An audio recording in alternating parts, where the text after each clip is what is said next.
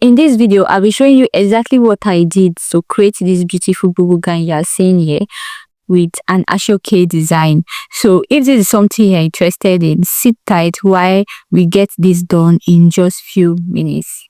Here on the table is 2.5 yards of Mikado fabric that are folded into 4 for the front and the back piece without zip allowance. Now, I will start placing the vertical measurements, which are 11 inches for the chest line, 26 inches for the hip, and I will use the entire length of the fabric for the length of the dress. Good. For the horizontal measurement, at the top of the fabric, I mark 8 inches, which is shoulder divided by 2, right? Now, from the shoulder points, I mark 9 inches for the length of the sleeve. Then I will connect with a ruler, connecting the shoulder line to the chest line to create our sleeve, right? Now, the 11 inches I use here is the round sleeve measurement divided by 2. I want the sleeve to be very wide. That is why I use 22 inches, which I divided into 2. And I have 11 inches, which we use for the chest line, right? Now, since it's a bubu gown, I will be using the hip measurement divided by 4 plus 4 inch for freeness. So what I have in total now is 16.5 inches. So I will mark 16.5 inches at that point, then mark all through to the bottom of the dress. Then I will connect with a straight line back to the chest line, as you can see. Good. Then at the sleeve part, I will add ½ inch for the joining of the Ashoke. Now on the other side of the fabric that is on fold, I will mark 4 inches for the width of the neckline, and the depth of the neckline for the back, I will mark 2 inches. Then I will curve for the neckline. Now for the depth of the front, I will use 9 inches, then rule with my ruler, creating a V neckline for the front. After that is done, I'll start cutting first from the neckline I created for the back, all through the places that I have marked. Now, after cutting everything together, I will remove one part, which is for the back. Then I will cut the neckline for the front part of the dress. At this point, we need to turn the neckline of the dress. To do that, I will be using another lighter fabric to cut out a turning. So I will trace the neckline first, then I will cut the width by 3 inches, as you can see. I will do the same for the back neckline too. I am using freehand to do this. Please use your tape if you can't do freehand.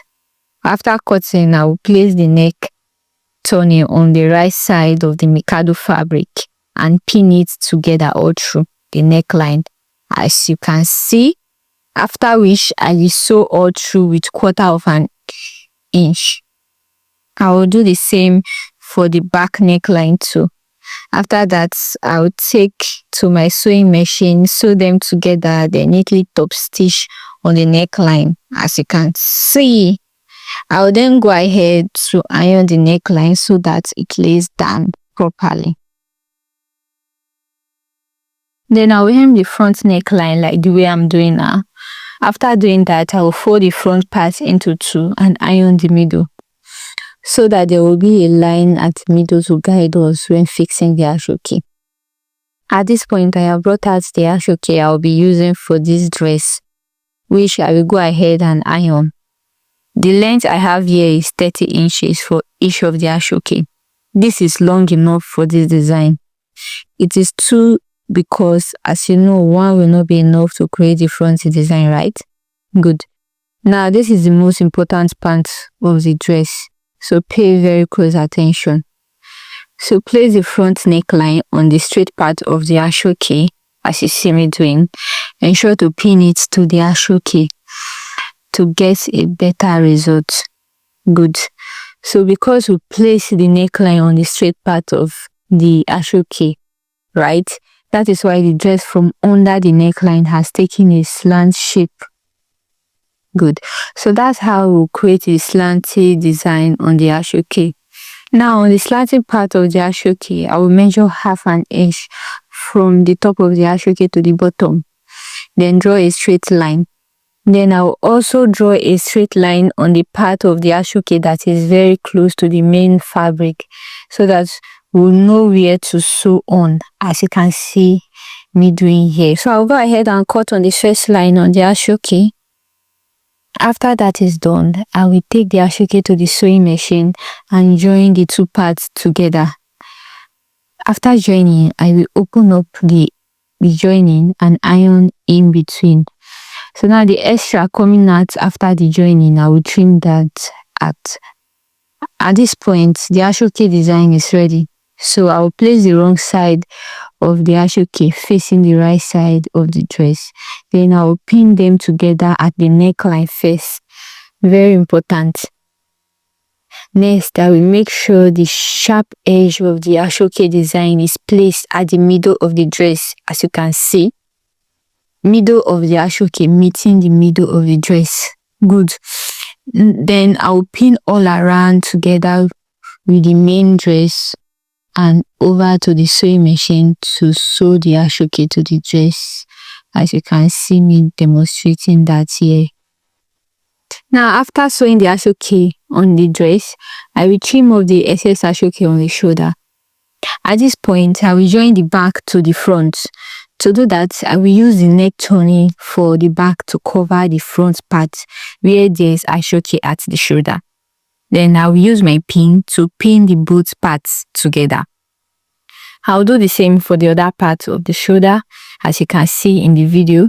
I will pin them together, then take it to the sewing machine to sew the shoulders with 1/2 inch all through the shoulder, joining them together, right?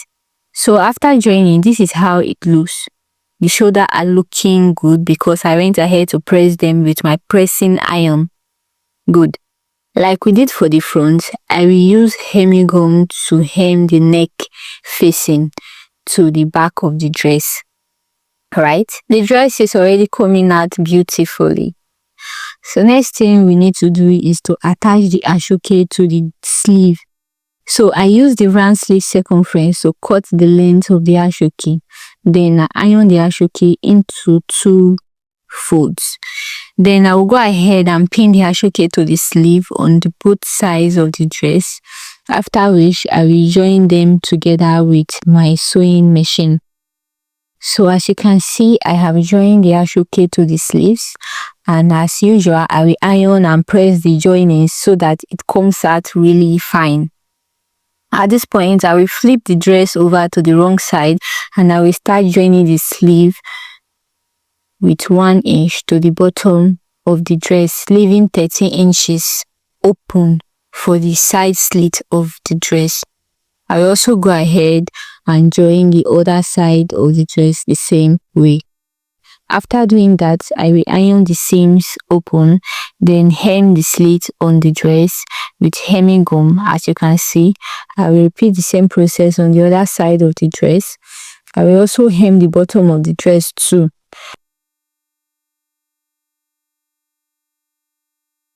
Now, after hemming, if you wish, you can go ahead and run some stitches around there so that the hem stays together for a longer time. And that's all for this tutorial. I will give the dress a good press with my iron so that the finished result comes out really fine. Now, this is how the final result looks like. Beautiful, right? So if you enjoyed this tutorial and have stayed to this point, please hit the like button and subscribe button too, so that YouTube knows I'm doing something good and shows this video to others that needs it, and so that you can also get notified when I upload new and easy tutorials like this. Alright, thanks for watching. Bye bye. See you next time.